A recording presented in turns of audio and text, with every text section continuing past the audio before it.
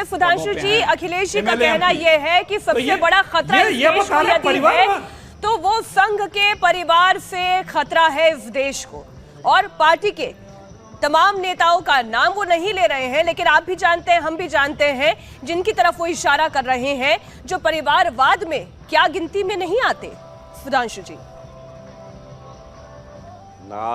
तमाम बातों का अब इतने प्रकार के हर चीज में अपने मन से घोटाला शब्द यूज कर दो, कोई बात नहीं। मैं एक ही तथ्यात्मक जवाब देता हूं।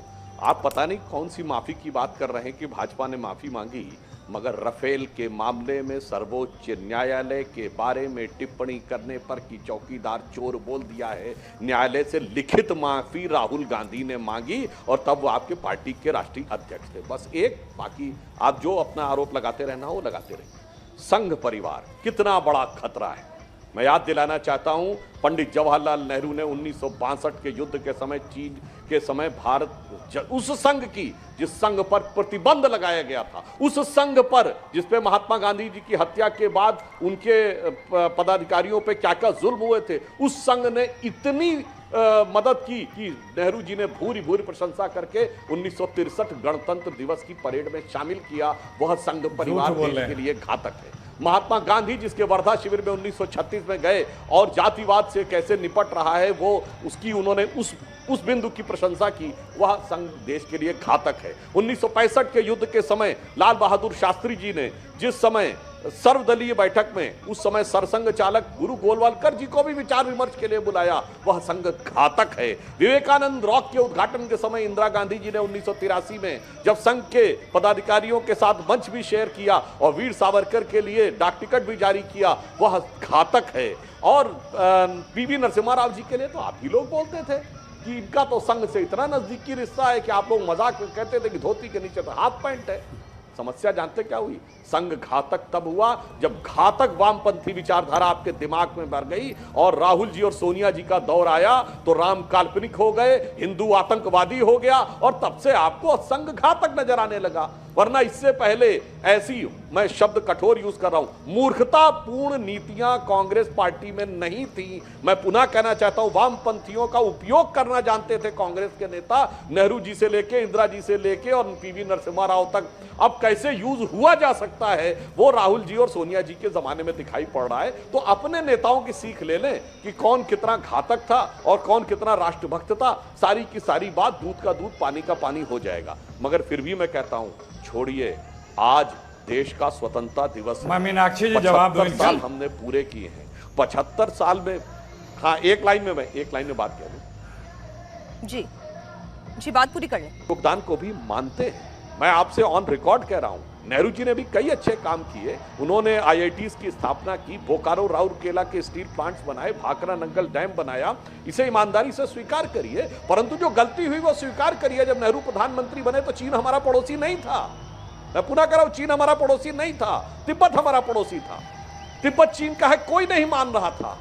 नेहरू जी ने जाकर बाउंड्री कॉन्फ्रेंस में मनवा दिया और फिर हमारा वो ऐसा पड़ोसी आया कि अक्साई चीन में भी, तिब्बती में नहीं घुसा, अक्साई चीन में भी आ गया। तो जो गलती है उसे भी स्वीकार करिए, आईना दिखाने का काम करें सुधांशु जी। जब ईमानदारी से अच्छे कामों को गिनाया जाता है तो ईमानदारी से जो गलतियां हुई इतिहास में उसे भी मानिए। देखिए, इतने देर में ईमानदारी से एक काम मोदी जी का नहीं गिना पाए। 5-8 सालों का काम होना चाहिए कुछ ना, कोई उपलब्धि है? या जो वादे किए थे मैंने गिना, उसमें अगर मैंने झूठ बोले हैं क्या? जो मैंने बताया है कि जो मोदी जी के वादे थे, क्या हुआ? क्योंकि वो कुछ है ही नहीं है, सिर्फ बोलना है। और सुनिए, वो इन्होंने बात की राफेल की। राफेल में फ्रांस की गवर्नमेंट जांच कर रही है। उसने माना है कि इसमें घुसखोरी हुई है, बाकायदा एविडेंस और प्रूफ है। तो क्या हिंदुस्तान में फिर वो घोटाले नहीं हुए? यहीं से तो हुए हैं। यहां नहीं मानना है ना, यहां मानना नहीं है। और ये बताएंगे माफी की। हमारे पूर्व उपराष्ट्रपति, पूर्व सेनाध्यक्ष, पूर्व प्रधानमंत्री दिल्ली में एक समय डिनर में चले गए थे गुजरात के चुनाव में। प्रधानमंत्री जी ने क्या बोला था? कितनी हल्की बात बोली थी। इनको लोकसभा में माफी मांगनी पड़ी थी, इनके नेता को, सदन के अंदर।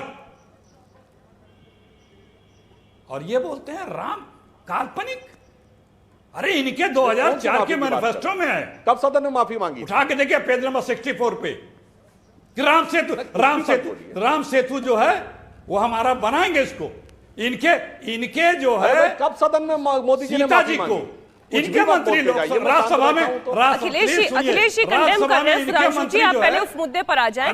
वो ये कह रहे हैं कि सदन में प्रधानमंत्री ने कब माफी मांगी ये बताएं।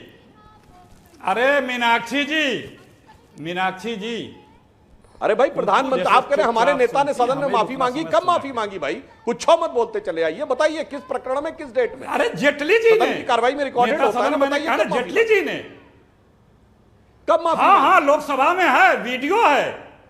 उन्होंने खेद व्यक्त किया था। किस बात के लिए? उन्होंने खेद व्यक्त किया था।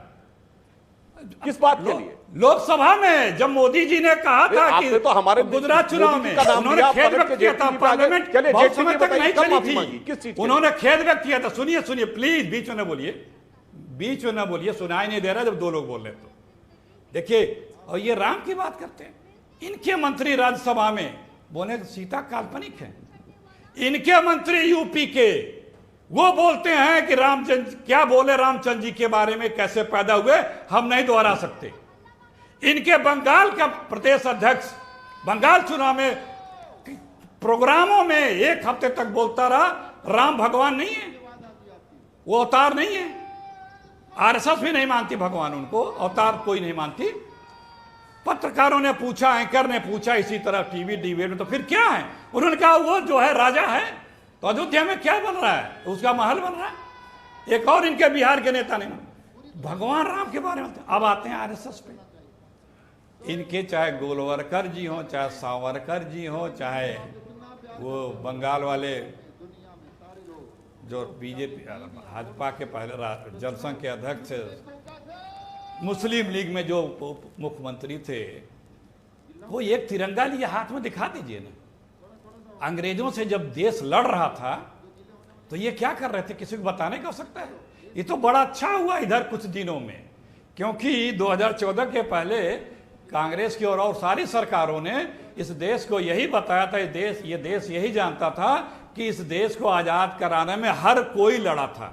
ठीक। लेकिन जब ये कुछ लोग आए और बताने लगे, जिन्होंने अंग्रेजों से यारी की थी, वो लोग अपने आप को देशभक्त बनने लगे और देशभक्तों को गद्दार बताने लगे, तो हिंदुस्तानियों ने इतिहास के पन्ने खोलने शुरू कर दिए। पोल खुल के सबके सामने आ गई। इंडिया टीवी हर वक्त हर जगह डाउनलोड करने के लिए सर्च करें India TV news Google play store या ऐप स्टोर पर।